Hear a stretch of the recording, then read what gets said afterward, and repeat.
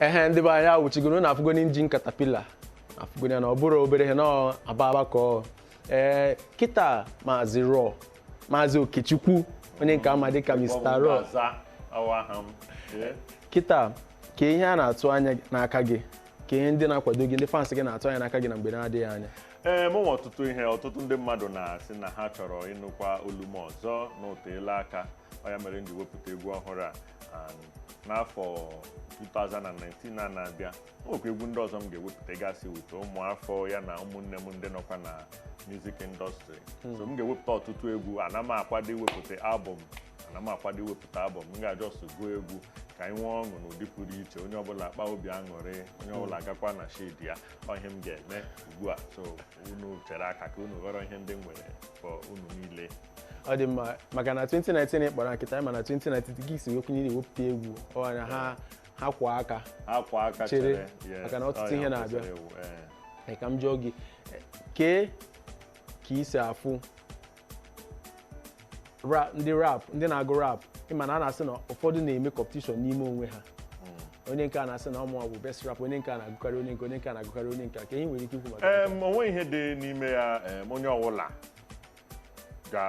onwe ka m si agwa ha ị ga-abụ nọmba 1 fan gị so ị gaghị asị mmadụ apụtala ya ọsị gị na n'oge ka ya abịakwanụ nke a na-akpọ competition ihe ịma aka onwe ihe ịma aka dị mma maka ịhapụ otu onye ọ na-emezi ihe ọ dịka ihe ọbụla o mere ka a ga-ewe onye ọzọ wepụtakwa onye ọbụla na-achọ ọ dịka ndị nọ na ụlọ akwụkwọ a ga-enwekwa onye ga-abụ onye nke mbụ nwekwa onye nke abụọ ịbịakwa ịhụkwa na onye nke gbakwara onye nke ite naanị na unu niile ga-agafekwa banyekwa na klaasị nke nọkwa n'elu so onwe ihe ogbochi gị isi na iwe onye nke mbụ eworo esikwa na iwe onye nke abụọ eworo ihe nọdị a ihe ị na-eme ọ dịkwa ndị mmadụ mma obi aṅụrị ọ na-akpakwa gị ma ị na-eme ihe ị na-eme ị na-akwụbakwa aka gị ọtọ ma ị na-eme ụmụ ọtụtụ ihe na kwesịrị ịdị na-elegasị ma ahụ ndị mmadụ na-eme ihe ọ gbasaghị m onye si na ya wee onye nke mbụ ọ gbasaghị m onye si na onye nke abụọ nwere ike ọ dị hapi dị obi aṅụrị ya a na-akpa ya karịrị onye nke mbụ ịghọtago so ọ dị m ka ọ ihe ọma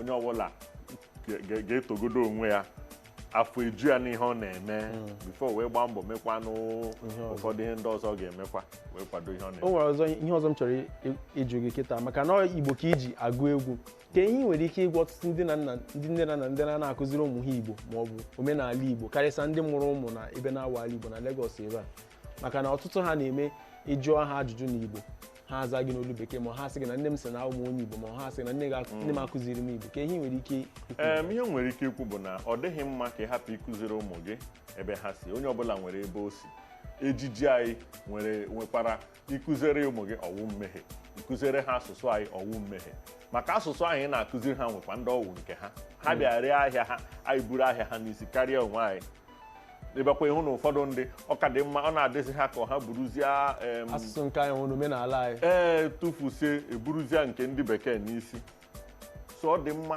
ị na-akụziri ụmụ gị Igbo iburu onye Yoruba ị na-akụziri ụmụ gị Yoruba biko ndị Yoruba sef na ha na-emeta ya nke ọma ga-atụ asị ọwụ na mma ihe m ugbu a n'oge ndị gara aga aha Igbo m ka m gara eji na-agụ egwu maka ọ bịazie dịka onye ọbụla ị hụrụ ga-achọzi ịgwa gị na lekwa aha bekee ya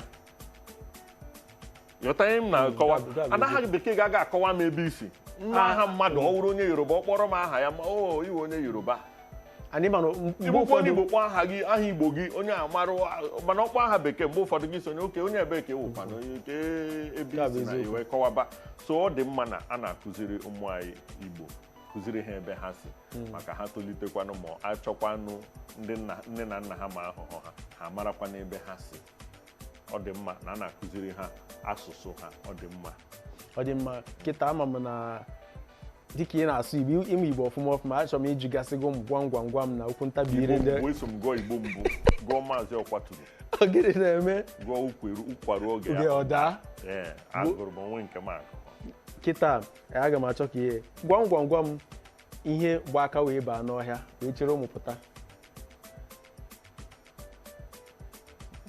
echefugokwa m ya amabukwa m ya mgbe mma akwụkwọ amabughị ya mgbe mma akwụkwọ mana echefuola m ya oke ka m nyere gị aka ọ bụ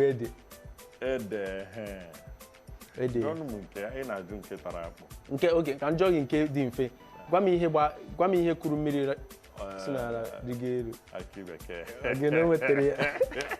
Akị bekee ọ ya ku mmiri si n'ala gbago elu. Otigbu nwata n'iru nne ya. Agụ. Maazị Raw. Adị m. Ọ na ya ngwa ka anyị mee ofu kịta tupu anyị baa n'okwu ntabire ka ihe nọ na ezibe nna gị eche gị mgba. Apịtị. Wepụrụ onye anọ Maazị Raw wepụrụ onye Maazị Raw bụrụ onye ọzọ. Maka kịta aga m achọ ka ikwu okwu ntabire a ugboro ise ọsịsọ. Ụkọchukwu Okechukwu kwuru okwu Chukwu n'ụlọ Chukwu dị n'Arọchukwu. Ụkọchukwu Okechukwu kwuru okwu Chukwu n'ụlọ Chukwu dị n'Arọchukwu. Ụkọchukwu Okechukwu kwuru okwu Chukwu n'ụlọ Chukwu dị n'Arọchukwu. Ụkọchukwu Okechukwu kwuru okwu Chukwu n'ụlọ Chukwu dị n'Arọchukwu. Ụkọchukwu Okechukwu kwuru okwu Chukwu n'ụlọ Chukwu dị n'Arọchukwu. Ụkọchukwu Okechukwu kwuru okwu Chukwu n'ụlọ Chukwu dị n'Arọchukwu. Gịnị na-eme? Ọ bụ nwa ihe na-eme. Gbakasịa dị okwu. Maazị Raw kwadoro akwado Okechukwu. Onye mezo ji bịa dị mfe. Ọ dị m n'isi nso ụwa like Okechukwu m ga-abịa kpọchọkwa aha ma onwe na-eme ndewo. Mana o nwere ike nye gị nke Papa Peter patara Papa. Ịbala na bekee. M ga-ekwu ya maka ọ bekee. Ọ Papa Peter. Peter bụ aha Pọpọ bụkwa bekee. Paul bekee. So anyị ga-aga nga ka anyị lọta n'ụlọ. Ngwa ka anyị bezie nwaanyị na-akwa akwa niile akwa. Nna anyị ga na shop. Maazị Raw nke a dị mma. Kịta aga m achọ ka inye ndị na-achịbata na music industry ndị ọ na-anụ ọkụ n'obi ndị ntorobịa ịma na a na-eji ọbara ntorobịa eme ihe ka eme ya n'ikere ka inye ha ndụmọdụ ụzọ ha kwesịrị isi wee mee nke maka na ọtụtụ ndị n'ime ha ga-apụta je mee egwu ha mara ụzọ ụfọdụ ọ na-adị ha ka ha ma ụzọ mana ha mara ụzọ ha ga-esi wee mee ka anụ olu ha ma ọ bụ itinye ya n'ụzọ kwesịrị ekwesị. Ndị uche ha dị n'ịgụ egwu ma ọ na-anụ ọkụ n'obi ka ha bido gụwa egwu dịka anyị onwe anyị mere. Ihe ga-aghọta bụ na gị ga-akwadogodo onwe gị. Ọ ya bụ ihe nke mbụ ị ga-eme. Ị ga-ebu egwu gị n'isi buru ihe ọbụla gbasara egwu anyị chọrọ ịgụ n'isi. Ọ dị ka onye nọ n'ụzọ busara akpati n'ụzọ. Ị ga-eche na ndị mmadụ ga-abịa ha sị gị ngwa gị bịa ka ha nyere gị aka busa akpati n'isi gị. Ha ga-ahụgodi na ị na-agba mbọ ka i bulie akpati ahụ na o kweghị gị. Ọ ya bụ mbọ ahụ ị ga na-agba ị ga-agụgodi na-ewepụta na-akwado onwe gị. Ndị mmadụ ahụzi ya na ị na-agba mbọ ewesị ha onye nke a na-agba mbọ otu a nye obere nkwado onwe ike ọ ga-eme eke ya uche ya nọ n'ihe ọ dị ka ihe onye na-agụ onye uche ya dị n'ịgụ akwụkwọ. Mgbe ọbụla ị gacha abata ọ na-agụ akwụkwọ ị nwere ike ireda ala ya bụrụ na ọ gara maka ịhụla na uche ya nọ n'ịgụ akwụkwọ. So egwu ahụ dị gị n'obi hụ ya asa akpati ahụ ịnọ gị n'akụkụ na ụzọ ị ga-agba mbọ ka i burugodo egwu gị n'isi. Ndị mmadụ hụ na ọ rara gị ahụ ibuli akpati ahụ ha ga-abịa tinyere gị aka. Ọ ya wụ enyemaka ahụ ndị mmadụ ga-eweta. So jisi ike na-eme nke ị na-eme kwụba aka gị ọtọ Chineke ga-agọzi gị mgbe oge ya ruru ka ị bụrụ eze ị ga-abụ eze Chineke na-enye ukwu eze. So unu ndewo. Maazị Raw kịta aga m achọ ka ị mere m obere freestyle tupu anyị ka ị gụọra anyị were olu ọma ga-agụọra anyị mana ọtụtụ mmadụ ama n'olu a iji ekwu okwu kịta ka iji agụ egwu. Ụfọdụ onwe ụbọchị m nọ na studio ụfọdụ onye a na-asị nna na ihe a na-agụzi n'egwu kịta na ụtọ tunu vokoda karịziri mana mgbe ọla iwerekwara maịkị enego m ihe onyonyo egwu mana kọnsatị ime egwuregwu egwu na onu iji ekwu okwu onye iji agụ egwu onu na-anụ.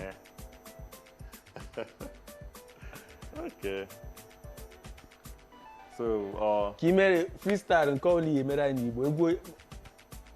Okay, life a na-aga aga a na-etu mba the baba.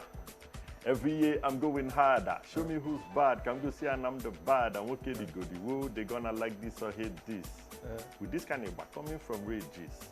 I don't know what you know they pass through, but getting to him a little bit na Si Bido TV and I humble Mr. Raw MC. Again, Yatago Igụ na ihe ọzọ fọrọ ka mgba to n'ala ka mwa Yatago abịa. My name is Mr. Raw. Again, Maazị Raw ngwa gwa ha ebe a ga-enweta gị ndị niile na-akwado gị tupu anyị apịachie. Ebe unu ga-enweta m na nke a na-akpọ Instagram. Unu ga-enweta m na akara mbụ Talk to Raw. Talk to otu anyị si ede ya na akwa ndị na-agba bọọlụ. Talk to Raw. Ihe m ga-enweta m na Instagram TALK2RAW. Abịakwanụ na nke a kpọrọ Twitter. Ihe unu ga-eji nweta m bụ @RawNwanne @RAWNWANNE. Ndewonu. Obi ma ndị ba ebe aka ya apịachi ya n'ụbọchị nke taa n'oge aṅụrị dịka na-esekwu mgbe niile ọ bụrụ na ị ga-akwọ ụgbọala aṅụla ma ọ bụ na ị ga